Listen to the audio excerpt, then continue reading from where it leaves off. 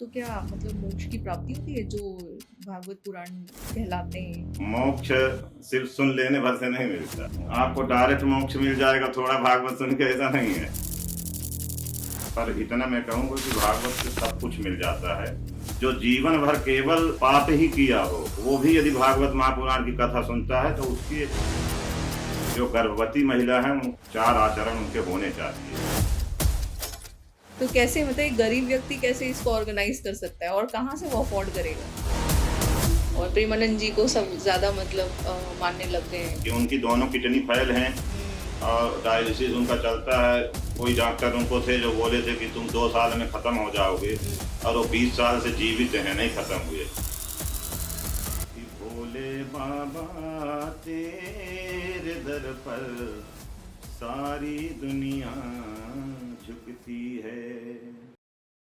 जरा सोचिए, लगातार कथाएं और हजारों की संख्या में श्रोतागण जिसे रियल टाइम सुन रहे हैं और 5-5, 6-6 घंटों तक, और जिनकी वाणी में कौन सी है भक्तिमय ऊर्जा। अतिथि मात्र नहीं, बल्कि वो एक माध्यम है जो कथा को केवल सुनाते ही नहीं है, अपने जीवन में भी उतारने का मार्ग दिखाते हैं। आज हमारे संग है एक महान कथावाचक श्रद्धेय श्री राजकुमार मिश्रा जी, जिनकी वाणी से न केवल भगवान श्री कृष्ण जीवंत होते दिखाई पड़ते हैं, बल्कि श्रीमद् भागवत पुराण का भी संगीतमय और भक्तिमय वातावरण गूंज उठता है। चलिए आज वेलकम करते हैं उनका। आपका बहुत बहुत स्वागत है हमारे चैनल पे। धन्यवाद। सबसे पहले तो हमारा क्वेश्चन ये है कि श्रीमद् भागवत पुराण क्या है? श्रीमद् भागवत महापुराण वैसे तो कई तरह से व्याख्या करते हैं लोग उसकी, लेकिन जो श्रीमद् भागवत महापुराण में लिखा है भागवत के बारे में कि भागवत क्या है, तो वहाँ लिखा है कि श्रीमद् भागवताख्योऽयं प्रत्यक्ष कृष्ण में वही। मतलब श्रीमद् भागवत स्वयं भगवान श्री कृष्ण का ही स्वरूप है। जो ऐसी भी कथा आती है भागवत में ही लिखी है कि जिस समय भगवान श्री कृष्ण 125 वर्ष अपना पूरा करके मृत्युलोक से अपना गोलोक धाम जा रहे थे, तो उसमें भगवान के जो मित्र उद्धव जी थे वो रोने लगे कि आप चले जाओगे तो हम किसके सहारे रहेंगे। अभी तक हम आपके साथ ही सुबह से शाम तक हमारा पूरा समय व्यतीत होता था। जो भी सुख दुख था हम आपको बताते थे, आप बड़ी बड़ी कठिनाइयों को दूर करते थे और हमेशा साथ में रहे, हमेशा मुस्कुराना सिखाया आपने। लेकिन अब आप चले जा रहे हो तो हम किसके सहारे रहेंगे और अपनी समस्या अपनी परेशानियां लेकर के किसके पास जाएंगे। तो भगवान बोलते हैं कि उद्धव जी, सबसे पहले तो आप अपने मन से ये बात निकाल दो कि मैं कहीं जाता हूँ और कहीं आता हूँ, मेरा आना जाना नहीं होता है। मैं लोगों को दिखने लगता हूँ तो लोग कहते हैं आ गए, और मैं ही दिखता हूँ तो लोग बोलते हैं कि चले गए। तो उद्धव जी बोले कि आप तो भगवान हैं, आप इतनी बड़ी बड़ी बातें करते हैं, हमको समझ में नहीं आ रही, हमें तो ऐसा लग रहा है कि आप चले जा रहे हैं हमको छोड़ करके। तो भगवान बोले कि ठीक है, यदि तुम ऐसा सोचते हो, तो बहुत सारी चीज़ें भगवान ने उनको वहाँ बताया पहले। फिर लास्ट में उद्धव जी से एक बहुत ही अ, सरल और आसान तरीके में भगवान ने जो बात कही वो भागवत से रिलेटिव है। भगवान बोले कि उद्धव जी, आज के बाद जब भी तुम्हें मेरी याद आए, जब भी तुम मुझे देखना चाहो, तो श्रीमद् भागवत महापुराण के पन्ने खोलना, और हर पन्ने में मेरा जो काला अक्षर लिखा हुआ है, श्लोक जो लिखे हैं उसमें काला अक्षर मतलब कृष्ण, और जो सफ़ेद पन्ने हैं जिनके ऊपर काला अक्षर लिखा हुआ, वो सफ़ेद पन्ने का मतलब राधा। तो राधा और कृष्ण आपको भागवत के अंदर हमेशा दिखेंगे जब आप भागवत के पन्ने खोलेंगे तो। और एक श्लोक भी है कि स्वकीयम यद भवेत तेजः तच्च भागवते दधात तिरोधाय प्रविष्टोयम श्रीमद्भागवतागुणम। इसका मतलब कि उस समय भगवान के अंदर से एक ज्योति निकली, एक लौ निकली भगवान के अंदर से, और वो ज्योति निकल करके श्रीमद् भागवत महापुराण में जाके समाहित हो जाती। तो ये भगवान ने दिखाया, ये प्रमाण दिया उद्धव जी को कि आज से मैं जो इस भागवत में चला गया, मेरा एक स्वरूप भागवत में, मेरा एक अंश चला गया। तो इस तरह से देखें तो श्रीमद् भागवत फिर स्वयं भगवान श्री कृष्ण का ही रूप है। और लिखा भी है कि श्रीमद् भागवतात् स्वयं प्रत्यक्षा कृष्ण में भी, स्वयं भगवान श्री कृष्ण का रूप है। जो लोग भागवत का दर्शन कर लें, भागवत की कथा सुन ले तो अति उत्तम है। जो लोग भागवत का दर्शन कर लें तो भगवान श्री कृष्ण और राधा जी के दर्शन का फल उनको प्राप्त। पूरा पूरा प्राप्त हो जाता। तो क्या मतलब मोक्ष की प्राप्ति होती है जो भागवत पुराण कहलाते हैं या कथा करवाते हैं? ऐसा नहीं है, देखिए, मोक्ष सिर्फ सुन लेने भर से नहीं मिलता है। सही। भागवत को कल्प वृक्ष कहा गया है। अच्छा। कल्प वृक्ष का नाम आपने सुना होगा। ये समुद्र का जब मंथन हुआ था तो उसमें से 14 रत्न निकले थे, उसमें से एक कल्प वृक्ष था। हाँ। तो श्रीमद् भागवत महापुराण को कल्प वृक्ष कहा गया है। कल्प वृक्ष के नीचे आप बैठ करके जो सोचोगे कि ये हमको चाहिए, आप बोलोगे कि हमको लड्डू खाना है तो लड्डू प्रकट हो जाएगा। आप बोलोगे कि हमको हीरे जवाहरात का एक बढ़िया सुंदर सा माला पहनने के लिए मिल जाए तो कल्प वृक्ष से नीचे गिरेगा ऐसा। मतलब जो आप उसके नीचे बैठ करके इच्छा इच्छा करोगे वो चीज़ें आपके सामने प्रकट हो जाएंगी। ये कल्प वृक्ष का मतलब है। तो श्रीमद् भागवत महापुराण को कल्प वृक्ष कहा गया है। श्रीमद् भागवत कथा सुनने वाले की सारी मनोकामनाएं पूरी हो सकती हैं। हाँ, दर्शन करने मात्र से सारी मनोकामनाएं पूरी होती हैं। यदि सुन ले तो फिर कहना ही क्या है। तो ऐसा जरूरी नहीं कि आपको मोक्ष के बारे में नहीं पता है, आपको भागवत के बारे में नहीं पता है, व्यास जी की कथा आप सुन रहे हैं, उनके बारे में जानकारी नहीं, उनके प्रति आपको विश्वास नहीं है, श्रद्धा नहीं है, तो आपको डायरेक्ट मोक्ष मिल जाएगा थोड़ा भागवत सुन के, ऐसा नहीं है। मोक्ष तो फिर अलग विषय है, उसके लिए बहुत गंभीरता से और बहुत सारी चीज़ें हैं, जो नियम है उनको पालन करके और विधिवत तरीके से किया जाए। यदि मोक्ष के लिए ही किया जाए तो मोक्ष भी मिल जाता।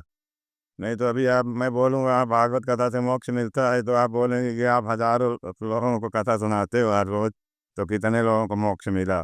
तो मेरे पास एक भी आदमी ऐसा नहीं है कि जिसको मोक्ष मिला हो। सही बात। तो केवल कथा सुन लेने पर से मोक्ष नहीं मिलता है, पर इतना मैं कहूँगा कि भागवत से सब कुछ मिल जाता है। पर उसको नियम से सुना जाए, विधिवत तरीके से सुना जाए तो कुछ भी असंभव नहीं है। ऐसा मैंने संतों के मुख से सुना है और भागवत में पढ़ा भी। तो ये श्रीमद् भागवत पुराण इतना महत्व क्यों रखता है? भागवत का महत्व तो है ही, बहुत बड़ा महत्व है। और मैं स्वयं भी मैंने इसको महसूस किया है अपने जीवन में। ऐसा मैंने सुना था कि हमारे वृंदावन के बहुत अच्छे संत थे श्रीनाथ जी।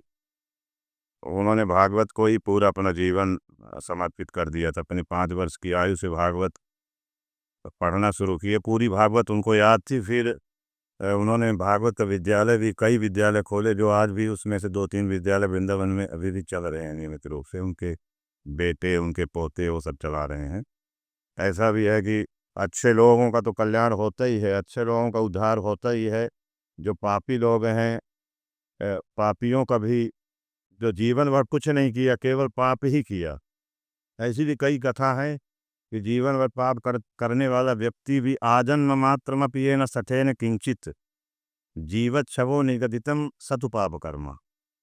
जो जीवन भर केवल पाप ही किया हो, वो भी यदि भागवत महापुराण की कथा सुनता है तो उसके सारे पाप नष्ट हो जाते हैं और वो अंत में आप बोल सकते हैं कि मोक्ष, गति को प्राप्त। हाँ मोक्ष, जिसको जो आप मोक्ष बोल रहे हैं, तो मोक्ष, लेकिन मोक्ष तो ऐसा एक वर्ड है कि जिसके ऊपर हम मतलब बात करें तो घंटों लग जाएगा। मोक्ष क्या है वो उसके ऊपर कभी चर्चा करेंगे। पर ये है कि भागवत की कथा सुनने से सारे पाप नष्ट हो जाते हैं जीव के, और पापी भी सदगति को प्राप्त हो जाता है। आप कहें तो मैं वो एक कथा है उसमें हाँ धुंधुकारी बिल्कुल थी, बिल्कुल आप। तो वो कथा मैं आपको सुनाता हूँ। एक धुंधुकारी नाम का पापी व्यक्ति था। उसके पिताजी थे, उनका नाम था आत्मदेव, और उनकी माता का, धुंधुकारी की माता का नाम था धुंधुली। तो ये धुंधुकारी, धुंधुली के कहने पे ही धुंधुकारी नाम रखा गया था। धुंधुली ने कहा था कि मैं धुंधुली, मेरा बेटा धुंधुकारी। तो थोड़ा और पहले से सुनते हैं। आत्मदेव विद्वान थे, ज्ञानी थे, और जिसके पास ज्ञान हो गया, विद्या हो गई, तो उसके पास किसी चीज़ की कमी नहीं रहती, सब कुछ मिलता है उसको। माम सम्मान शोहरत विद्या ददाति विनयम विनयाद्याति पात्रताम पात्रत्वात् धर्म आपनोति धनात् धर्म तथा सुखम।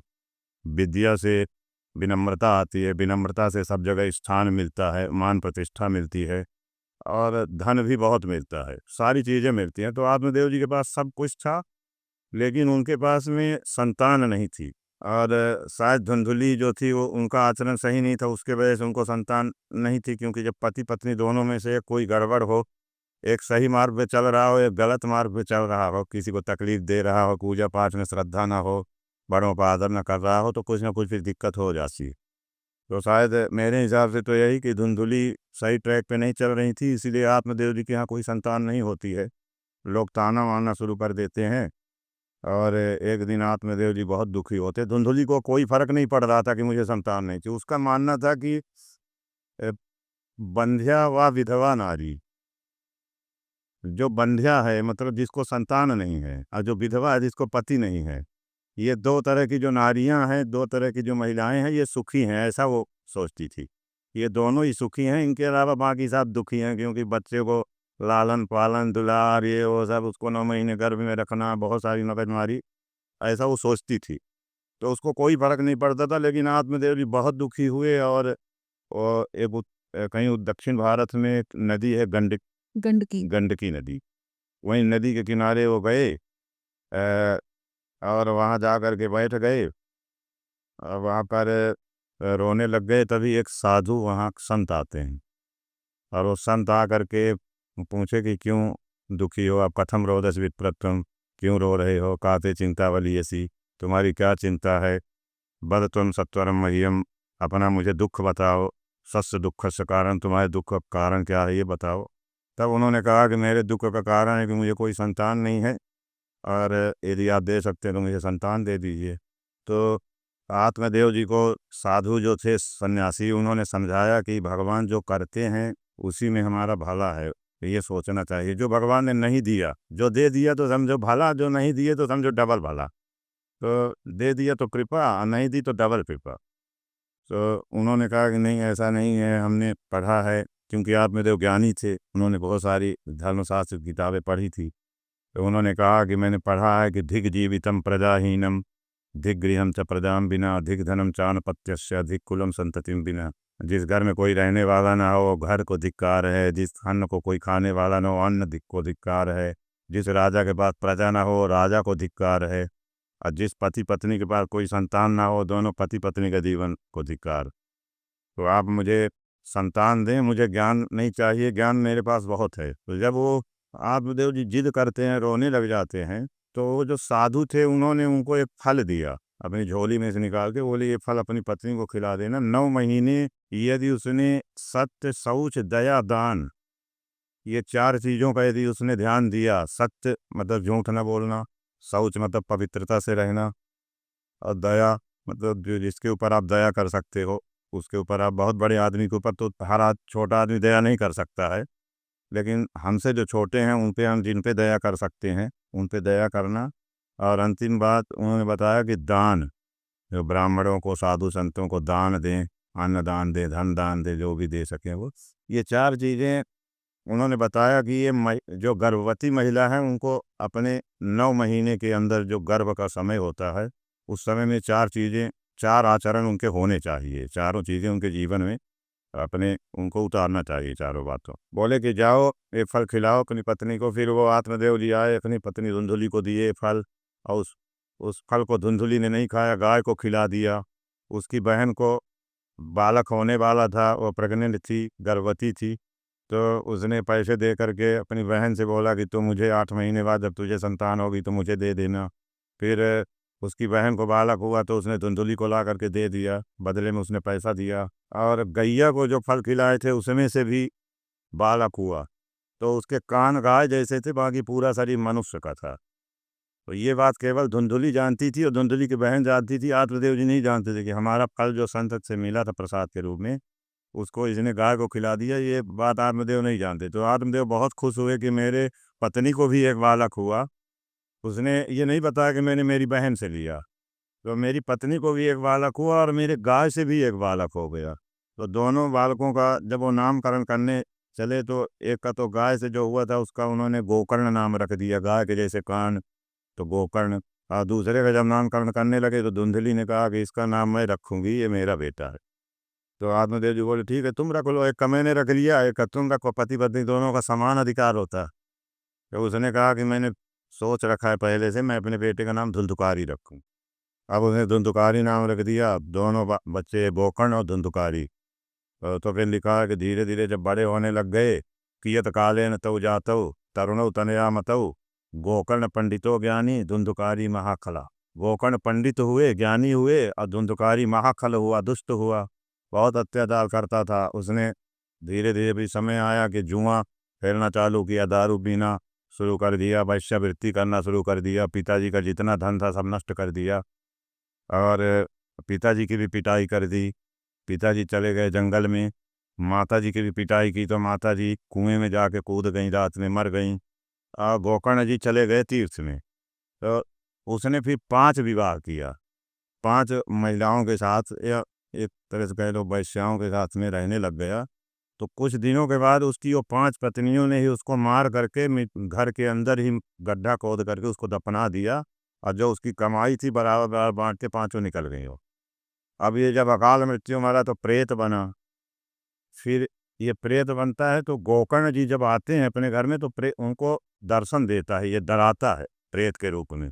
तो गोकर्ण जी ने इसके लिए श्रीमद् भागवत महापुराण की कथा सुनाई, जो भगवान सूर्य नारायण ने उनको आदेश दिया कि यदि तुम अपने भाई की मुक्ति चाहते हो तो श्रीमद्भागवताख्योयम श्रीमद्भागवतान मुक्ति ही सप्ताहम वाचनम कुरु, श्रीमद्भागवत महापुराण की सप्ताह कथा इसको सुनाओ, तब ये प्रेत योनि से मुक्त होगा। तब गोकर्ण जी महाराज ने श्रीमद्भागवत महापुराण की कथा सुनाई और जब 7 दिन की कथा पूरी हो गई तो वो जो पहले पंडाल लगते थे तो बांस के गाड़े जाते थे, बांस के खंभे, अभी तो लोहे के खंभे आ गए हैं। तो बांस का जो खंभा था पंडाल में तो उसमें 7 रंध्री थी, 7 गांठें थी। वो खोखला था तो उसी में वो रहता है, बैठ बैठ करके पूरी कथा सुनता है। 7वें दिन की कथा में वो बांस फट जाता है, उसमें से वो दिव्य रूप धर हो जाता है, तुलसीधाम मंडिता, तुलसी की माला धारण करके वो प्रकट होता है। फिर जब तक विमान आता है भगवान के गोलोक धाम से, विमान में बैठ करके वो जाने लग जाता है। तो गोकर्ण जी प्रश्न करते हैं कि केवल इसके लिए विमान क्यों आया, बहुत सारे लोग थे वहाँ बैठने के लिए, बहुत सारे लोग थे कथा में जो बैठे थे। तो गोकर्ण जी वो भगवान के जो पार्षद थे जो विमान लेके आए तो बोले कि जितने भाव से इसने सुना, या ये कह सकते हैं कि जिसने जिसके लिए सुना उसको वो मिला। जैसे आपने कहा कि भागवत से मोक्ष मिल जाता है क्या, तो गोकर्ण ने जो कथा सुनाई उसको धुंधुकारी ने मोक्ष के लिए सुना, तो धुंधुकारी को मोक्ष मिल गया। अब बाकी जितने लोग थे उनका जो जो भाव था, किसी का भाव था कि मेरी लड़की की शादी हो जाए, कोई मुझे अच्छी बहू मिल जाए, कोई मेरे बेटे की नौकरी लग जाए, जिसका जो भाव था वो सबका भाव पूरा हुआ। मतलब श्रवण मात्र से ही हाँ, श्रवण मात्र से ही सारी चीजें मिल जाती हैं, लेकिन जितना बड़ा संकल्प होगा, जितनी बड़ी रिक्वायरमेंट आपकी होगी, उतना ही ज़्यादा आपको नियम फॉलो करने पड़ेंगे, उतना ही ज़्यादा कठोरता के साथ नियम पालन करके आपको कथा सुननी पड़ेगी। तो जितना मेहनत करोगे उतने सक्सेस मिलेगी। हर जगह, हर क्षेत्र में आप देख लो, कहीं भी पहले हम कथा सुनाते थे तो 10 लोग सुनते थे, आज हमको 5000 लोग सुनते हैं। मेहनत करने वाला आदमी आगे बढ़ता है। तो जितना मेहनत करेंगे, जितना कठोरता के साथ नियम पालन करके, उसी एवज में भागवत कथा सुनने से हमको फल मिलेगा। तो ये है। तो जो कथा कराता है, जैसे आजकल तो जो कथावाचक है हमारे 12-14 लाख उनका चार्जेस होता है, 7 दिन का कथा कहते हैं। तो कैसे मतलब एक गरीब व्यक्ति कैसे इसको ऑर्गेनाइज कर सकता है और कहाँ से वो अफोर्ड करेगा? देखिए, वो जो बहुत ज़्यादा पैसा लेते हैं तो वो शायद इसलिए लेते होंगे कि अगर वो कम लेने लग जाएंगे, उनका वैल्यू खत्म हो जाएगा। नहीं वैल्यू नहीं, उनके पास में इतनी सारी कथा आ जाएंगी कि वो कर ही ना पाएंगे। फिर वो ये सोचते होंगे कि हम साल में 35 कथा क्यों करें, तो पूरा 365 दिन मेहनत क्यों करें। जी। तो हम ऐसा करते हैं, साल की 10 कथा करते हैं और अच्छा खासा पैसा। तो उनके पास ऑप्शन है ना, विकल्प आ गया उनके पास, बहुत सारी कथाएं आ गई। पहले शुरू में जब लोग कथा करना शुरू करते हैं तो यही बोलते हैं हमको कुछ नहीं चाहिए, जो दे देना हो दे देना, पंडाल बांध देना, साउंड लगवा देना, प्रचार प्रसार कर देना, जो आपकी इच्छा हो। तुलसी दल, मैंने तो ऐसे लोगों को भी देखा, बोलते हैं कि आप तुलसी दल दे दोगे उसमें भी हम प्रसन्न होंगे, लेकिन फिर बाद में जब जाने के टाइम पे भी वो, जब उनको पैसा ना मिले, दक्षिणा ना मिले, तो वो नाराज हो जाते हैं, जजमान को श्राप देने लग जाते हैं। जी। तो ये तो जिसकी जितना डिमांड है उतना चार्ज करते हैं। हाँ, और मैंने तो आज तक कोई डिमांड नहीं रखी, मैंने 500 कथा लगभग किया है भागवत की। तो आज भी मेरी कई जगह कथा भी छूट गई इसी चक्कर में। क्लियर जब तक आप नहीं बताओगे, हो सकता है कि उनके रिलेशन में या उनके जान पहचान में कहीं ऐसी घटना घटी हो कि बाद में महाराज जी श्राप दे करके गए हों, तो इसलिए वो लोग सावधान हो जाते हैं पहले से। तो कई जगह हमारी ऐसी कथा भी छूट गई। वो है, जब तक आप पक्का एकदम राउंड फिगर एक नहीं बताओगे तब तक हम आपसे कथा नहीं करवाएंगे। तो मैं बोलता हूँ फिर जो आपको एकदम फिक्स रेट करके कथा करने को आए, उससे आप पता करवा लीजिए। तो हमने तो आज तक कोई डिमांड कथा में करी नहीं। और भागवत में लिखा भी है कि विप्रैर्भागवती वार्ता गेहे गेहे जने जने कारिता कण लोभेन कथा सारस्तत्व कथा। आजकल ऐसा मतलब भागवत में लिखा है, भागवत तो बहुत पहले लिखी गई है, तो एक कलयुग का ग्रंथ नहीं है, बहुत पहले भागवत लिखी गई। जी। लेकिन उसी भागवत में लिखा है कि आगे चल करके जब कलयुग आएगा तो क्या, कैसे भागवत होगी, भागवत कथाकार कैसे होंगे। अच्छा। हाँ, वो ये लिखा हुआ है, वही चीज़ें हो रही हैं। लिखा है कि ब्राह्मण लोग धन के लोभ में, पैसे के लोभ में, आ, सोना चांदी गहना ये सब के लोभ में, गली गली में जगह जगह जा करके जजमानों को पहले झूठ बोल बोल करके, बड़ी बड़ी बातें करके कथा के लिए फंसाएंगे कि कथा करवा लो। और बाद में जब वो बैठ जाएगा अपने परिवार के साथ, रिश्तेदारों के साथ, तो फिर उसको लूटना शुरू करेंगे। इतना लूटेंगे कि वो बेचारा कथा में उसका ध्यान ही न रहेगा, पूरा 7 दिन यही सोचता रह जाएगा कि कहाँ से ऐसा पंडित मिल गया, इसने तो नाक में दम करके रख दिया, कब इसका 7 दिन पूरा होगा कि यहाँ से जाए। और ये भी लिखा है भागवत में कि ऐसी कथा का कोई महत्व नहीं है जहाँ मोल भाव कर दिया गया हो कि कितना लोगे ब्याज दिया, और ब्याज ही बोल दें कि हमको 5 लाख चाहिए, 10 लाख चाहिए, या 50,000 चाहिए, या 20,000 चाहिए। तो ऐसी कथाओं का कोई महत्व नहीं है, वो कथा नहीं है, भी वो एक तरह से व्यापार हो गया, बिजनेस हो गया। तो मेरा तो यही संदेश रहेगा कि जो भी लोग कथा कराएं, तो बहुत बड़े कथावाचक के चक्कर में ना पड़े। कथावाचक कोई बड़ा नहीं होता, कथा वही है होता है जितना बड़ा कथावाचक हो, 5 तत्व से ही बना हुआ उसका शरीर है। सही। शीत जल पाव गगन शरीरा पंच रचित आदम शरीरा, एक ही शरीर है, वही कपड़ा भी वही पहनता है, साबुन भी वही लगाता होगा, खाना भी वही खाता होगा। तो कथाकार कोई बड़ा नहीं होता है, सिर्फ सोच की बात होती है। कथा भी वही करेगा। हमने तो ये भी देखा कि बड़े बड़े कथावाचक, मैं नाम नहीं लूँगा, बहुत बड़े बड़े कथावाचक, अभी 2 दिन पहले मैं इतने बड़े एक कथावाचक को सुन रहा था कि मैं नाम ले लूँ तो बिल्कुल गलत होगा, लेकिन मुझे आश्चर्य हुआ, बहुत बड़ा आश्चर्य हुआ। उन्होंने 2 लाइन का श्लोक बोला, उसमें 4 गलतियाँ उन्होंने कर दी। तो एकदम सामान्य सा मंत्र, एकदम जो कलश का वरुण देवता का मंत्र, वो कह रहे थे कि जिस जो गंगा जल नहीं ला सकते थे, श्रावण मास चल रहा है तो सब अपना अपना वो सब करते हैं ना कि कैसे शिव जी का करना पूजा। तो वो कह रहे थे कि जो गंगा जल नहीं ला सकते हैं तो वो ऐसा करें कि पानी रख लें, और घर का पानी हो, कुआं का पानी, तालाब का पानी कहीं का भी हो, या नल का हो, अब ये उसमें जो है मंत्र बोलें, गंगे च यमुनी चैव गोदावरी सरस्वती नर्मदे सिंधु कावेरी जलेस्मिन् सन्निधिं कुरु, ये श्लोक उन्होंने बोला, और भी 2 श्लोक बोले। तो एक ही श्लोक में उन्होंने 4 गलती कर दी। इतने बड़े साधु हैं वो, इतने बड़े वक्ता हैं कि मुझे आश्चर्य हुआ। पर कोई बात नहीं। तो इसलिए मैं ये कहूँगा कि कोई बड़ा और छोटा नहीं होता है।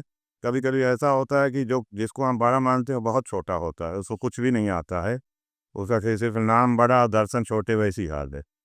तो ये सब चक्कर में नहीं पड़ना चाहिए। बैठो, सुनो, और जहाँ मन लग जाए कि हाँ ये अच्छा बोलते हैं, संस्कृत का ज्ञान है, अच्छा आचरण है, तो उससे कथा करवा लेनी चाहिए। बहुत बड़े कथावाचक के चक्कर में पढ़ने से कोई लाभ नहीं है। कथा वही होगी, सिर्फ ये है कि जो कथा आपकी 5 लाख में हो जाएगी, उसी कथा में आप 50 लाख खर्चा कर दो, 1 करोड़ खर्चा कर दो, आपकी मर्जी है। पर एक बात है, भागवत में ये लिखा है कि जिस तरह कन्या का विवाह आप करते हो, अपनी बेटी का विवाह, जैसे आपकी बेटी हो, आप जिस दिन बेटी पैदा होती है तो माता पिता ये उसी दिन सोच लेते हैं, उसी दिन से तैयारी में लग जाते हैं कि हमको बेटी को पढ़ाना है, फिर पढ़ाने के बाद अच्छा घर इसके लिए ढूंढना है। तो पहले से ही जमा करने लग जाते हैं कि हमको विवाह के लिए, कोई कोई लोग LIC वगैरह करा लेते हैं, कोई कोई जमा करने लगते हैं, उसके नाम से फिक्स डिपॉजिट करेंगे, क्या क्या सब करते हैं। तो इसी तरह भागवत की कथा भी करनी चाहिए। भागवत कथा में मैंने देखा है, मैं कई जगह बोलता हूँ कि मेरी कोई डिमांड नहीं है, आप जिसको फ्री में कथा का, एक आध जगह तो मैंने ऐसा बोल दिया जिसको फ्री में कथा कराना हो मेरे से कांटेक्ट करें, तो वहाँ लाइन लग गई, और करोड़पति आदमी लोग लाइन लगा खड़े हो गए कि महाराज जी हमको भी कथा करानी है। तो हमने कहा क्यों? बोले आप फ्री में करते हो इसलिए। तो जिनके पास में है उनको फ्री में नहीं कराना है। यथा कन्या विवाह येषु, जैसे कन्या का आपके पास करोड़ों रुपए है तो आप कन्या का विवाह फ्री में नहीं कर दोगे। वो अपने आप से भाग जाए किसी के साथ में तो अलग बात है, लेकिन आप यदि विवाह करोगे तो आप उसका फ्री में नहीं करोगे, जितनी आपकी सामर्थ्य होगी। हाँ। मैंने यहाँ तक देखा है कि लोग प्लाट वगैरह बेच देते हैं, जमीन बेच करके या कर्जा ले करके लोन ले करके बेटी का विवाह करते हैं। तो इसी तरह धूमधाम से जिसकी जितनी श्रद्धा जितनी हैसियत हो उस भाव से श्रीमद् भागवत कथा करानी चाहिए। और न इसमें जो है मोल भाव करना, ये पूछना भी गलत है कि कितना लोगे, और ये बोलना भी गलत है कि मैं इतना लूँगा। ये दोनों चीज़ों का मैं विरोध करता हूँ। और जिनके पास बिल्कुल शक्ति नहीं है तो वो क्या घर में करवा सकते हैं? हाँ, जिनके पास में पंडाल बांधने का, साउंड लगाने का नहीं है, वो लोग घर पे करवा सकते हैं। घर में कम खर्चा होगा, साउंड भी नहीं लगेगा, पंडाल भी नहीं लगेगा, घर में अपना वेदी बनाओ। जैसे हॉल में भी मैंने पहली कथा जो मुंबई में करी थी 2003 में, तो मारवाड़ी परिवार मलाड में, तो हमने घर के अंदर ही किया था, हॉल के अंदर कथा हुई थी। तो छोटे रूप में भी कथा वही होनी है, जितना कथा होती है कथा उतनी ही होगी। चाहे आप 5,000 स्क्वायर फीट का पंडाल बना दो, 40 स्क्वायर फीट के कमरे के अंदर कथा कर लो, हॉल में कर लो 50 स्क्वायर फीट का, 60 स्क्वायर से, कथा वही होनी है। कथा छोटी बड़ी कभी नहीं होती है। ये तो दिमाग से निकाल ही देना चाहिए कि हमने छोटी कथा करवाई, हमने बहुत बड़ी कथा करवाई। कथा तो वही है ना। तो कहाँ कर सकते हैं ये कथा? जैसे कहीं पर उसमें भागवत पुराण में भी लिखा हुआ है कि जैसे नैमिषारण्य हो गया जी और ऐसी कुछ जगहें हैं। हाँ, देखिए कथा के लिए बहुत सारी जगह बताया है। महात्म्य में ही पहले दिन की जो कथा है उसी में बताया हुआ है कि सबसे श्रेष्ठ जगह जो है श्रीमद् भागवत महापुराण के लिए या किसी भी कथा के लिए, हम्म किसी भी अनुष्ठान के लिए, उसमें भागवत महापुराण एक अनुष्ठान ही है, एक तरह से 7 दिन का साप्ताहिक ज्ञान यज्ञ। तो किसी भी अनुष्ठान के लिए, खासकर हम भागवत की बात कर रहे हैं, कि भागवत के लिए जो सर्वश्रेष्ठ स्थान है, सर्वश्रेष्ठ जगह कथा स्थल, वो बताया गया है कि कोई तीर्थ हो। तीर्थ उसको बोलते हैं जहाँ भगवान के मंदिर भी हो, बहुत प्राचीन मंदिर हो। ज्योतिर्लिंग। हाँ, ज्योतिर्लिंग भी हो सकते हैं, 4 धाम में से कोई मंदिर हो सकते हैं, या कोई और भी प्राचीन मंदिर हो सकते हैं। तो जहाँ प्राचीन मंदिर के साथ कोई नदी बहती हो, पवित्र नदी, जैसे गंगा, यमुना, सरस्वती, नर्मदा आदि जो नदियाँ हैं, वो नदी भी जहाँ बहती हो, उस जगह को तीर्थ बोलते हैं। कि जहाँ मतलब मंदिर भी है और जलाशय भी है, जो नदी भी है, पवित्र नदी भी है, तो उसको तीर्थ, वो सबसे श्रेष्ठ जगह बताई गई है। उत्तम जगह कथा के लिए वही बताई। जैसे आप हरिद्वार ले लो, गंगा जी के किनारे, शुक्रताल ले लो, यमुना जी के किनारे, ये मेरठ से थोड़ा आगे है शुक्रताल। यमुना जी हैं तीनों तरफ से यमुना जी, और वो बीच में शुक्रताल बसा हुआ। वहाँ 5,000 वर्ष पुराना बट वृक्ष है आज भी।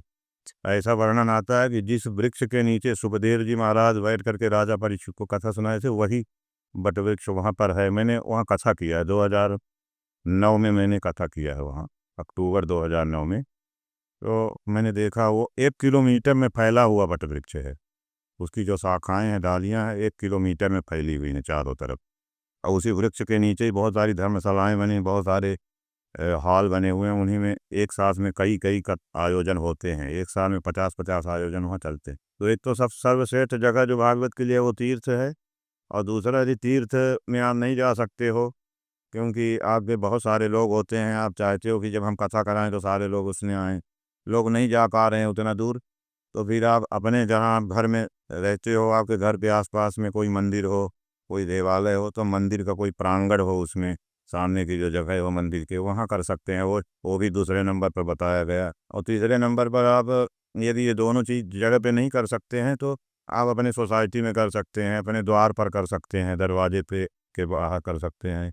या फिर अभी शहरों में तो लोग फ्लैट में रहते हैं 500 स्क्वायर फीट में, वो उनको सोसाइटी भी नहीं मिल रही, परमिशन नहीं दे रही, तो ऐसे लोग घर के अंदर भी कथा अपने करा सकते हैं, हॉल में करा सकते हैं।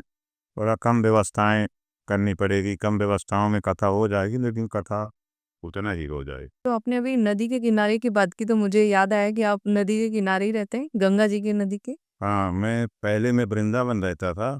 मेरा जो जन्मभूमि है वो मध्य प्रदेश है। मध्य प्रदेश में रीवा जिला का आपने नाम सुना होगा, तो शायद आप गई भी हैं, रीवा है जी। जज के कुछ उसमें आप वहाँ कुछ हमने ऐसा सुना था। तो रीवा हमारी जन्मभूमि है। और मैं अपनी 8 वर्ष की आयु में 1996 में पहली बार मैं वृंदावन गया, और फिर वहाँ मैंने अध्ययन किया। 2-3 जगह मैं रहा। सबसे ज़्यादा सुदामा कुटी है बंसीपट में, यमुना जी के किनारे, वहाँ रहा। और वहाँ से मैंने भागवत कथा भी पढ़ी, संगीत भी सीखा। हाँ, फिर इसके बाद जब आपने देखा होगा, पूरा संसार ही देखा, पूरा वर्ल्ड, जब कोरोना आया सब लोग परेशान हुए उसमें। उस समय कथा बंद हो गई, क्योंकि कथा में तो भीड़ भाड़ होती है, कथा के परमिशन नहीं मिलते, कथा भी बंद हो गई, लोग डरे हुए थे, तो कई महीनों तक कथा बंद रही। उस समय मैं कोई ऐसी जगह ढूंढ रहा था जहाँ एकदम नेचर मिले मुझे, हाँ ग्रीनेस हो, अच्छा साफ सुथरा जल हो। तो मैं घूमते घूमते हरिद्वार चला गया। तो हरिद्वार में जब मैंने गंगा जी को देखा, तब से मुझे गंगा जी से बहुत प्रेम हो गया। गंगा जी को देखकर मैं बहुत प्रभावित हुआ, और वहीं मैं रुक गया। तब से वृंदावन कभी कभी जाता हूँ, बाकी टाइम में जब समय मुझे मिलता है कथा से, तो हरिद्वार में ही रहता हूँ। हाँ, आश्रम का निर्माण भी हो रहा है। और बस उत्तराखंड अच्छा लगता है, गंगा जी भी अच्छी लगती हैं। गंगा जी की बहुत महिमा है। कहते हैं कितना भी टेंशन हो, ये प्रैक्टिकल है मेरा, कितना भी टेंशन हो, कितना भी थकान हो, कोई भी दुख हो, आप गंगा जी में एक बार जाके डुबकी मारो तो एकदम मन प्रसन्न हो जाता है, मन एकदम खुश हो जाता है।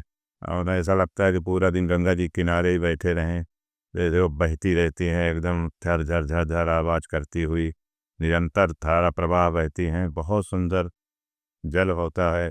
बारिश के 1-2 महीने छोड़ दो, इसके अलावा तो कभी भी आप जाओ, इतना साफ जल, कहीं से भी आप अंजलि भर कर के आप पी लो, इतना साफ जल है गंगा जी का। और गंगा जी की आध्यात्मिक महिमा भी बहुत ज़्यादा है। चाहे राम हो, चाहे कृष्ण हो, जितने भी भगवान के अवतार हुए हैं, सब ने गंगा जी को प्राथमिकता दी है। भगवान भोले बाबा के सिर से निकली हुई हैं गंगा जी, क्योंकि भगीरथ जी ने तपस्या किया, इसलिए उनका नाम भागीरथी पड़ा। भगीरथ जी हजारों वर्ष तपस्या किए, फिर गंगा जी प्रकट हुई। गंगा जी ने कहा कि किस लिए आप तपस्या कर रहे हो? बोले मेरे पूर्वजों का उद्धार करना है, आप पृथ्वी पे आओ। गंगा जी बोली कि मैंने तो प्रतिज्ञा किया है कि मुझे जब शिव जी बुलाएंगे तभी मैं धरती पे आऊँगी। तो भगीरथ जी बोले कि आपने ऐसी प्रतिज्ञा क्यों करी है? वो बोले, उन्होंने बताया कि मैं शिव जी से प्रेम करती थी, और मैंने शिव जी को विवाह के लिए प्रस्ताव रखा कि मेरे साथ विवाह कर लो, तो शिव जी मुझे त्रिशूल लेकर के मारने दौड़ पड़े। कि बोले मैं तो पार्वती के अलावा किसी को देखता ही नहीं हूँ पत्नी के रूप में, मैंने सिर्फ पार्वती को ही देखा है। तो शिव महापुराण में शायद ये बताई है कि पार्वती जी की बहन थी गंगा। जी जी, हाँ, वो हिमालय की बेटी हैं, और पार्वती जी की बहन भी हैं, क्योंकि हिमालय को 60 बेटियां हैं, तो उसमें से गंगा है, पार्वती, और बहुत सारी बेटियां हैं उनको, और 58 और हैं, 60 बेटियां हैं। तो फिर जब वो शिव जी त्रिशूल लेके मारने दौड़े, तो गंगा जी बोली कि मेरा दिल टूट गया, तो मैं स्वर्गलोक चली गई। मैंने प्रतिज्ञा किया था लेकिन उस समय कि अब मैं धरती में आऊँगी तभी जब मुझे स्वयं शिव जी बुलाएंगे, तो मैं तो नहीं आ सकती जब तक शिव जी नहीं कहेंगे। तो भगीरथ बोले कि फिर मैंने इतने दिन तक आपको तपस्या किया तो मेरा व्यर्थ चला गया। बोले नहीं, व्यर्थ नहीं जाएगा, आप जितनी तपस्या मेरी किए हो उससे थोड़ा कम शिव जी की कर लो, तो शिव जी भी प्रसन्न हो जाएंगे। तो फिर भगीरथ जी ने शिव जी की तपस्या करी। शिव जी जब प्रकट हुए, तो शिव जी को भगीरथ जी ने रिक्वेस्ट किया कि आप बुलाओ गंगा जी को, आप बुलाओगे तभी आएंगी। तो फिर शिव जी जाके खड़े हुए, जो गोमुख है, गंगोत्री से आगे 22-23 किलोमीटर आगे गोमुख है, जहाँ मैं गया हूँ। मेरे मतलब सौभाग्य है कि मैं वहाँ तक गया। बहुत दुर्गम है, गंगोत्री तक तो हर कोई चला जाता है, लेकिन जो मुख्य जो गोमुख है, जहाँ से गंगा जी निकलती हैं, वहाँ गाय का आज भी गोमुख गाय के मुंह जैसा बना है, और उसी में से गंगा जी निकलती। अच्छा। तो शिव जी वहाँ खड़े हुए उधर गोमुख में, और अपनी जटाओं को शिव जी ने फैला लिया खोल पे। और तब शिव जी ने बुलाया गंगा गंगा, तो तब गंगा जी वहाँ से इतना खुश हुई कि एकदम भागते हुए गंगा जी वहाँ से आई। और इतना जैसे आपका कोई प्रेमी आपको बुलाए, आप कई महीनों से परेशान हो कि मिलो मिलो मिलो, और कभी अचानक वो बोल दे कि अब मिलो, तो गंगा जी इतना खुश हो गई कि गंगा जी एकदम इतनी तीव्रता से वहाँ से भागी कि शिव जी तो देखे कि गंगा तो पगला गई है, क्योंकि प्रलय आ जाएगा। प्रलय आ जाएगी। यदि गंगा नीचे गिरी तो हिमालय को लेकर के बह जाएगी, पूरा पूरा डूब जाएगा संसार। तो शिव जी ने भी अपने जटा में गंगा जी को धारण कर लिया। जहाँ गंगा जी गिरने वाली थी, वहाँ शिव जी अपना सिर लगा लिए तो शिव जी की जटा में गंगा, और शिव जी की जटा तो पूरा ब्रह्मांड उसमें समाया हुआ है। तो शिव जी ने अपनी जटाओं में उनको धारण कर लिया और अपनी जटा को शिव जी ने बांध लिया। गंगा जी को भी बहुत अच्छा लगा और शिव जी को भी अच्छा लगा। कोई एक वन साइड ही किसी से प्रेम करे, एक तरफा ही प्रेम हो, लेकिन सामने वाला भले प्रेम करे या ना करे, दूसरी साइड वाला, अपोजिट साइड वाला, वो प्रेम करे या ना करे, लेकिन उसको अच्छा बहुत लगता है कि जी। मुझे कोई वन साइड इतना प्रेम कर रहा है। तो कभी अगर वो इत्तेफाक से, संजोग से वो सामने आ गया तो उसको देख करके उसको अच्छा लगेगा कि मैं इतना, मेरे अंदर इतना मतलब है, कुछ तो है कि सामने वाला मुझसे इतना प्रेम करता है। तो शिव जी को बहुत अच्छा लगा और गंगा जी को तो अच्छा लगा ही, क्योंकि गंगा जी शिव जी से बहुत प्रेम करती थी। तो शिव जी भी उनको जटा में अपने धारण किए, वो भी प्रसन्न हुए, शिव जी भी और गंगा जी भी बहुत प्रसन्न हुई। तो गंगा जी तो निकल ही नहीं रही थी। भगीरथ जी आए, बोले कहाँ गई गंगा जी? तो शिव जी बोले वो तो मेरी जटा में चली गई। तो बोले कि हमने आप इस जटा में उनको बैठाने के लिए थोड़ी ना आपको तपस्या किया था, आप उनको बाहर निकालो। तब शिव जी ने एक अपना जटा खोला और उसमें से एक धारा गंगा जी की बाहर निकली। बाकी शिव जी के सिर के ऊपर आज भी विद्या गंगा जी विद्यमान है, बैठी हुई हैं। ऐसा जो है बहुत सारे उसके प्रमाण हैं, बहुत सारे उदाहरण हैं। हमने छोटी सी ये भजन भी लिखा था, तो यहाँ तो मैं गा नहीं सकता वैसे, क्योंकि साज बाज के बगैर अच्छा ना लगेगा, लेकिन फिर भी मैं उसकी एक लाइन बोलता हूँ कि भोले बाबा तेरे दर पर सारी दुनिया झुकती है। भोले बाबा तेरे दर पर सारी दुनिया झुकती है। गंगा तेरे सर पे बहती, गंगा तेरे सर पे बहती, झर झर झर झर करती है। भोले बाबा तेरे दर पर सारी दुनिया रहती है। तो गंगा जी की बहुत महिमा है, बहुत। भगवान भोले बाबा के शीश पर विराजमान है, इसीलिए शिव जी को गंगाधर कहा गया है। जी। और ये भी लिखा है कि गंगे गंगे च यो ब्रूयात योजना नाम सतैरपि मुच्यते सर्व पापेभ्यो विष्णु लोकं स गच्छति। भगवान विष्णु के चरण से निकली हैं गंगा जी। 100 योजन के दूरी से भी कोई गंगा जी का नाम ले ले, हाँ 100 योजन की दूरी, एक योजन 12 किलोमीटर का होता है, मतलब कोई 1200 किलोमीटर दूर से भी अगर आप यहाँ से हरिद्वार में जो गंगा जी हैं, आप यहाँ से मुंबई से भी यदि आप नाम ले लें गंगा जी का, गंगा गंगा हर हर गंगे हर हर गंगे, ऐसे आप यदि बोल दें तो आपके जीवन में जितने पाप हैं सारे पाप नष्ट हो जाएंगे और आप विष्णु लोक लोकम सगच्छति, मतलब वैकुंठ की प्राप्ति आपको हो जाएगी, स्वर्ग की प्राप्ति हो जाएगा, ऐसा लिखा हुआ। बड़ी महिमा है। भगवान राम जी जब 14 वर्ष में वनवास के समय से पूर्व जब विश्वामित्र जी के साथ गए थे, तो उस समय गौतम ऋषि की पत्नी अहिल्या का उद्धार करते हैं, आपने सुनी होगी ये कथा। तो राम जी क्षत्रिय वंश में जन्म लिए थे, अहिल्या जी ऋषि पत्नी थी। तो राम जी उनके सिर पे पैर रखते हैं, तो राम जी को इस बात का दुख होता है कि मेरे से पाप हो गया, मैं ठाकुर हो करके और एक ब्राह्मण की पत्नी के ऊपर मैंने पैर रख दिया। तो राम जी बहुत दुखी हो जाते हैं, उनका मन उदास हो जाता है कि मेरे से पाप हो गया। तो फिर विश्वामित्र जी राम जी को ले जाते हैं गंगा जी के पास में। ऐसा लिखा कि चले राम लक्ष्मण मुनि संगा, गए जहाँ जग पावनी गंगा। जग को पावन करने वाली जहाँ गंगा जी बहती हैं, वहाँ राम जी को लेकर के विश्वामित्र जी गए, राम और लक्ष्मण। तब फिर राम जी को गंगा स्नान करवाया विश्वामित्र जी ने। अब बोले कि गंगा का स्नान करो, गंगा की पूजा करो और यहाँ जो ब्राह्मण लोग हैं उनको दान दक्षिणा दो। और इतना जब राम जी ने किया तो राम जी के को जो लग रहा था कि मेरे से पाप हो गया, उनका पाप वो नष्ट हो गया, उनको प्रसन्नता हुई। जब आदमी, कोई अच्छा आदमी पाप करेगा, कोई गलत काम करेगा तो वो दुखी होता है, उसको दुख रहता है कि मैंने कर दिया। बुरा व्यक्ति को कोई फर्क नहीं पड़ेगा, वो दिन भर बुरा गलत करता रहेगा, लेकिन उसको कोई फर्क नहीं पड़ेगा।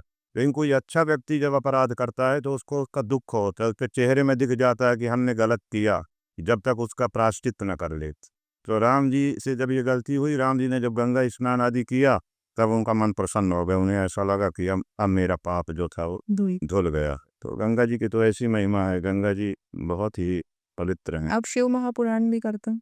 जी, शिव को महापुराण करता हूँ क्योंकि भगवान शिव जी से मुझे बहुत अलग ही लगाव रहा। मैंने 12 ज्योतिर्लिंगों में से लगभग 6-7 ज्योतिर्लिंग कर लिए हैं और केदारनाथ तो मैं हर साल जाता हूँ दर्शन करने के लिए। तो शिव जी से लगाव है। हमने घर पे अपने शिव जी का मंदिर भी बनवा रखा है। आज से 20 साल पहले बनवाया था। तो शिव जी से है श्रद्धा। शिव जी ऐसे देवता हैं कि शिव पुराण हमने अध्ययन किया तो हमने देखा कि शिव जी राष्ट्रपति की उपाधि प्राप्त है उन्हें। जैसे हमारे देश में अलग अलग पद होते हैं, राष्ट्रपति का, प्रधानमंत्री का, फिर बहुत सारे मंत्री और होते हैं। तो राष्ट्रपति के रूप में शिव जी हैं। जो हमारा आध्यात्मिक सर्कल है, जो आध्यात्मिक क्षेत्र है, उसमें लोगों की मान्यता है कि शिव जी एक राष्ट्रपति के रूप में है। राष्ट्रपति काम भले ज़्यादा ना करता हो लेकिन प्रथम नागरिक कहा गया है। हाँ, राष्ट्रपति से बड़ा कोई नहीं है। पूरे देश के अंदर सबसे बड़े राष्ट्रपति है। तो ऐसे हमारे शिव जी हैं। और एक बात और है, फांसी की सजा सिर्फ राष्ट्रपति ही डाल सकते हैं। अगर जज साहब ने सुना दिया कि फांसी है तो सुप्रीम कोर्ट, ऊपर हाई कोर्ट, जहाँ जहाँ भी होगा वो जाएंगे। और कहीं यदि उनका नहीं सुनवाई नहीं हुई तो फिर वो अंतिम उनके पास एक ही विकल्प रह जाता है कि अब राष्ट्रपति महोदय से भी निवेदन कर दो, वो चाहें तो फांसी को हटा सकते हैं। तो राष्ट्रपति शिव जी हैं। शिव जी ही ऐसे देवता हैं जो अकाल मृत्यु को टाल सकते हैं, मृत्यु को भी टाल सकते हैं। एक कथा है, मार्कंडेय ऋषि थे, अपने पिता के इकलौते बेटे थे। 12 वर्ष की आयु थी उनके भाग्य में कि 12 वर्ष ही जिंदा रहेंगे और 12 वर्ष के बाद ये खत्म हो जाएंगे। तो मार्कंडेय जी शिव जी की पूजा करने लगे शुरू से ही। जैसे वो 4-5 वर्ष के हुए, 5-6-7 साल तक उन्होंने खूब शिव जी की पूजा करी। और जब उनका अंतिम समय आया, यमराज आए अपना ले करके अपना फरसा वरसा जो भी उनका हथियार होता है और उनको रस्सी में बांध करके ले जाने लग गए, तो उस समय मार्कंडेय जी शिव जी की पूजा में थे। तो शिव जी की जो पिंडी होती है, शिवलिंग, उसमें लिपट करके वो रोने लग गए मार्कंडेय जी। वो रो रो करके यही कहते थे कि शिव जी, मुझे मरने का डर नहीं है, मरना तो एक दिन है ही, तो मरने का मुझे डर नहीं है, लेकिन मैं इसलिए नहीं मरना चाहता हूँ कि यदि मैं मर गया तो मैं आपकी सेवा नहीं कर पाऊंगा। आपकी सेवा कैसे होगी? तब भगवान शिव जी वहाँ पिंडी में से प्रकट हो जाते हैं, शिवलिंग में से त्रिशूल लेकर के, भोले बाबा, कर्पूर गौरम करुणावतारम संसार सारम भुजगेंद्रहारम सदा वसंतम हृदयारविंदे भवम भवानी सहितम नमामि। भोले बाबा प्रकट हुए, एकदम कपूर जैसा श्वेत वर्ण उनका, हाथ में त्रिशूल डमरू लिए हुए। अब यमराज की ओर दौड़े तो यमराज बोले कि महाराज, इसकी 12 साल की आयु थी, अब मेरा काम है जिसकी आयु पूरी हो उसको ले जाना। आप मुझे नहीं रोक सकते, मैं काल हूँ, मेरा तो काम ही है जिसकी आयु पूरी हो गई उसको ले कर के जाना। तो भगवान शिव जी ने वहाँ कहा था कि तू काल होगा लेकिन मैं महाकाल हूँ। तुम, यदि मैं खड़ा हो गया तो तुम मेरे सामने नहीं ले जा सकता मेरे भक्त को, और इसकी आयु खत्म हुई है ना, मैं देता हूँ इसको आयु। तो भगवान भोले बाबा ने अपनी आयु में से एक दिन निकाल करके मार्कंडेय ऋषि को दे दिया, एक दिन।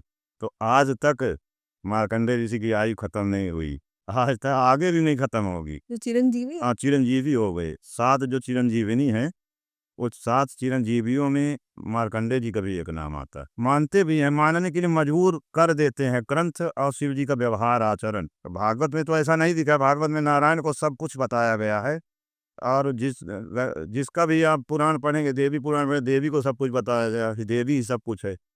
लेकिन फिर भी जो पढ़ेगा, जिसको अध्यात्म ज्ञान होगा, वो शिव जी को सबसे बड़ा मानने के लिए मजबूर हो जाएगा, क्योंकि शिव जी का चरित्र ऐसा, जिसने अपने लिए घर नहीं रखा, अपने लिए बच्चों के लिए घर नहीं बनवाया, अपने खाने पीने के लिए कोई अच्छी व्यवस्था नहीं करी, जो जंगल में पड़ा हुआ है, बिना कपड़े का पड़ा हुआ है, भस्म लपेटे हुए, फल फूल जो मिला खा दिया, नहीं तो भांग के नशे में ऐसे भूखा प्यासा पड़ा हुआ है, खुले आसमान में जो रहता है, कोई लोक नहीं है, कोई उसका अलग से कि कोई शिवलोक हो। जैसे ब्रह्मा जी का ब्रह्म लोक है, विष्णु का विष्णु लोक है, इंद्र का स्वर्ग लोक है, शिव जी का कोई लोक नहीं। पहाड़ों में पड़े हुए हैं, जंगल में। आप जिनसे कोई प्रेम नहीं करता, उनसे शिव जी प्रेम करते, भूत प्रेतों से, दीन दुखियों से। तो ऐसी महिमा है, इसलिए हम भी शिव जी को चाहते हैं, शिव जी से प्रेम करते हैं।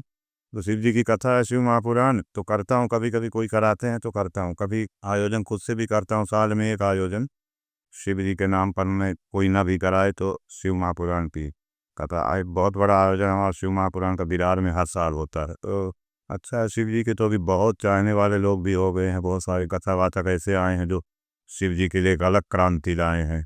वैसे आप जो है, मैं किसी का नाम नहीं लूँगा, लेकिन आप सबको जानते होंगे, बहुत सारे कथावाचक हैं इसे। तो शिव की तो शिव जी आजकल मतलब काफ़ी सोशल मीडिया पे राधा राधा और प्रेमानंद जी को सब ज़्यादा मतलब मानने लग गए हैं और जी, उनको भगवान के रूप में माना जाता है। तो आप वृंदावन से ही हैं, तो आप मिले होंगे उनसे। जी, जी, मैं मिला हूँ, मैं 2 बार उनसे मिला हूँ और बहुत ही दिव्य संत हैं वो तो। उनके उनके बारे में तो हम क्या ही बोलें, हम कुछ बोल भी नहीं सकते हैं। इतने महान संत के बारे में बहुत भाव है उनके अंदर, बहुत भाव भक्ति है और उन्होंने ये दिखाया है कि भगवान के प्रति जिनकी श्रद्धा है, जो भगवान की भक्ति करते हैं, हुँ, तो उनको क्या नहीं मिल सकता है। सही में। भगवान क्या नहीं कर सकते, भगवान की भक्ति क्या नहीं दे सकती है। जो मैंने शुरू में बताया कि कल्प वृक्ष कहा गया है भगवान की कथा को, तो भगवान की भक्ति को उन्होंने ये प्रमाणित किया है कि उनकी दोनों किडनी फेल हैं और डायलिसिस उनका चलता है। कोई डॉक्टर उनको थे जो बोले थे कि तुम 2 साल में ख़त्म हो जाओगे, और वो 20 साल से जीवित हैं, नहीं ख़त्म हुए हैं। तो उन्होंने ये सिद्ध कर दिया कि भक्ति में कितनी शक्ति है। तो महान संत हैं वो, और राधा रानी के प्रति बड़ी निष्ठा है। राधा रानी तो हमारे वृंदावन की महारानी ही है, वो रानी है वहाँ की। हाँ, वही मेन है। जैसे आप अपने कोर्ट के आप मेन है, वैसे हमारे वृंदावन की राधा रानी। कितने लोग आलोचना करते हैं कि राधा जी का ज़िक्र कहीं पर भी नहीं है। राधा जी के ग्रंथ हैं, राधा जी के बारे में पढ़ने जाएंगे तो बहुत कुछ पढ़ने के लिए मिलेगा। अच्छा। लेकिन अभी भागवत में राधा जी का ढूंढेंगे तो भागवत में नहीं मिलेगा, शिव पुराण में नहीं मिलेगा, 17 पुराणों में ढूंढेंगे तो उनमें नहीं मिलेगा। क्योंकि कृष्ण लीलाओं में भी शायद जहाँ तक है कि उनकी एक नाम नहीं है। हाँ, नहीं है और सखी के रूप में ही बस बताया गया है कि मतलब प्रेम करते थे, बस दैट्स इट। फिर उसका कारण बताते हैं कि भागवत में क्यों नाम नहीं लिया, कृष्ण लीला में उनका नाम क्यों नहीं लिया गया। उसका कारण, उसकी वजह है। बोलते हैं कि सुखदेव जी महाराज जो हैं वो राधा रानी के दरबार में रहते थे। सुख मतलब तोता, हुँ, जिन्होंने भागवत करी वो सुखदेव हैं। जी। सुख का मतलब होता है तोता। तो ये तोता राधा रानी के गोलोक धाम में उनके साथ रहते थे। जैसे आजकल लोग कुत्ता रखते हैं, बिल्ली रखते हैं, ऐसे पहले लोग तोता रखते थे। आज भी कुछ लोग रखते हैं गाँव में, हमने देखा, शहर में तो नहीं रखते। गाँव में लोग तोता रखते हैं, तोता को सिखाते हैं, तोता सीताराम और सब कुछ बोलता रहे। तो ये सुखदेव जी राधा रानी के दरबार में थे, तोता है ये, सुख मतलब तोता ही हो।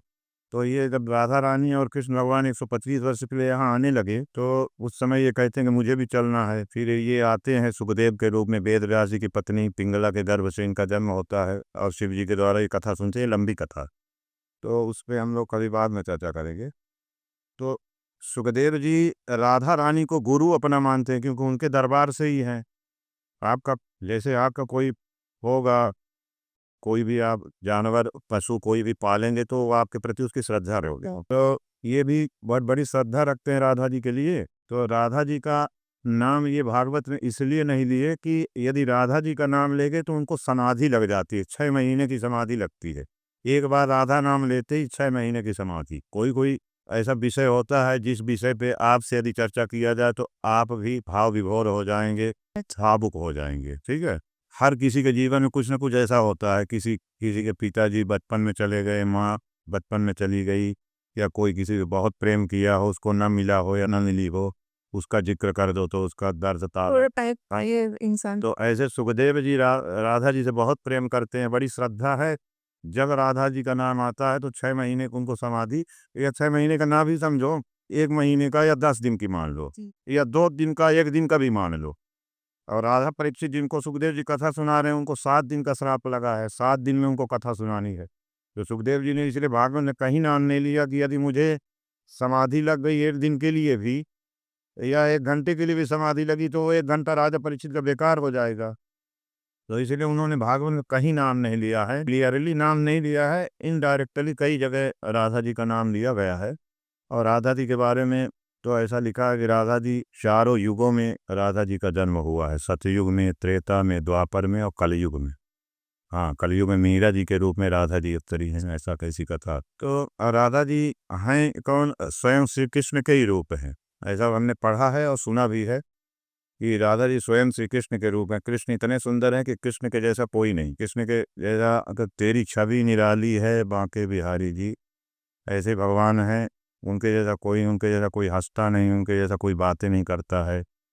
एक बहुत सुंदर भजन में गाता हूँ, मुरली वाले तेरा मुस्कुराना भूल जाने के काबिल नहीं है। तो वो इतने सुंदर हैं कि एक बार वो अपने आप को जब शीशा में देखते हैं तो मोहित हो जाते हैं अपनी सुंदरता को देखकर। तो वो सोचते हैं कि मेरी सुंदरता किस काम की, मेरे यूज में तो आ नहीं रही है, तो हमारी सुंदरता हमारे काम ही ना आए तो क्या मतलब, ऐसा उनको लगता है। तो फिर उनकी सुंदरता को ही उन्होंने राधा जी का रूप दिया। कृष्ण की सुंदरता ही राधा के रूप में प्रकट हो जाती है। अब फिर उसी राधा रानी को, अपनी सुंदरता को ही, जो उनके उनके ही अंश हैं, उन्हीं को भगवान श्री कृष्ण प्रेम करते हैं। कई वर्ष तक, 11 वर्ष तक रहते हैं उनके साथ में। और ऐसा है, बहुत सारी लीलाएं हैं। तो फिर ठीक है, बोलो राधे राधे। आपका बहुत बहुत धन्यवाद आज टाइम देने के लिए। हम वेट करेंगे कि किसी और भी टॉपिक पे हम फ्यूचर में आपसे मिल और उसके ऊपर चर्चा करें। जी, तो आपका आने के लिए बहुत बहुत धन्यवाद। अरे राधे राधे, जय श्री राधे।